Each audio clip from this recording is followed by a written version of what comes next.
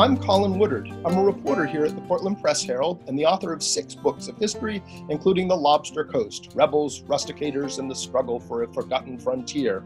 I believe the past informs the present and that understanding history can make for a better future. In the spring of 1912, Maine Governor Frederick Pleisted oversaw the destruction of a year-round fishing hamlet on Malaga Island, a 42-acre island in the New Meadows River off the Pittsburgh shore. The island's 40 residents, white, black, and mixed race, were ordered to leave and to take their homes with them, otherwise they would be burned.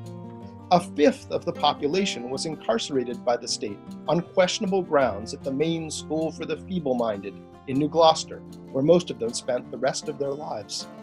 Leaving no stone unturned, state officials dug up the 17 bodies in the island cemetery, distributed them in 5 caskets, and buried them at the School for the Feeble-Minded, which is now Pineland Farms, where they remain today.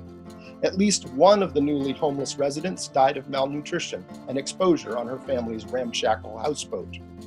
The state, which had seized the island, sold it to a close friend and business partner of the chair of the governor's executive council, a man who, not coincidentally, signed the commitment orders for those sent to New Gloucester. I learned of the incident, one of the most shameful official acts of the state's government, 20 years ago, while researching the Lobster Coast. Generations of state leaders and area residents had avoided confronting the racist legacy of the Malaga incident, even when asked to do so by the islanders' numerous descendants. But over the next decade, there were articles about the cleansing of Malaga in the Island Journal and the Maine Sunday Telegram. A children's book based on the tragedy, Lizzie Bright and the Buckminster Boy by Gary D. Schmidt, won a Newbery Honor in 2005. Descendants began speaking out, their stories carried to public radio listeners via radio producer Rob Rosenthal's documentary, Malaga Island, a story best left untold. The Maine State Museum began preparing a special exhibition for the 2012 centennial of the eviction. This ratcheted up pressure on the Maine legislature, which finally passed a resolution apologizing for the incident 10 years ago today. The problem was, as I reported at the time for Down East magazine, there was no advanced warning of the resolution, no press conference, and no invitations for those connected to the island to witness this historic apology.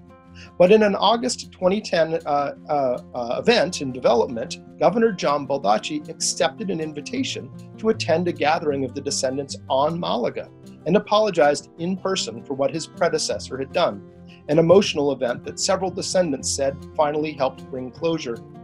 When the Maine State Museum's exhibit opened 2 years later, Governor Paul LePage joined the descendants to also pay his respects and acknowledge the injustice. It's how we move on from history, not by hiding its blemishes, but by acknowledging them and making sure we don't repeat them.